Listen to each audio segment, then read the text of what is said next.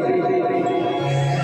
यही बड़े भाइयों का और छोटों का रिश्ता है कि हम सम्मान देते हैं एक दूसरे का, और इससे बढ़कर नाइकी अपनी जगह पे सबके लिए स्टार्टअप अलग है, लेकिन हम एक दूसरे का सम्मान करें, इससे बड़ा मुझे नहीं लगता कि मनौला किसी के लिए है। और गुरु आप मुझे सम्मान देते हैं, ये मेरे लिए सबसे बड़ी बात है। आप बहुत बेहतर नहीं, बेहतर से बेहतर है।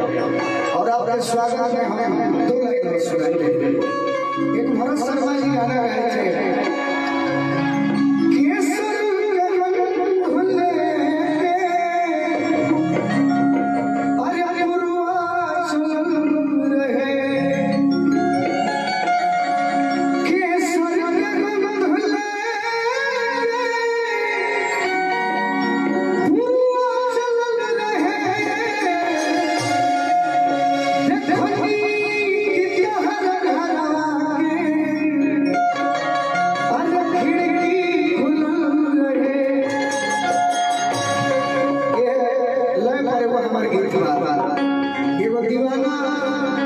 दीवानी से कहता है, से वो भाई और बड़ भाई से कहता है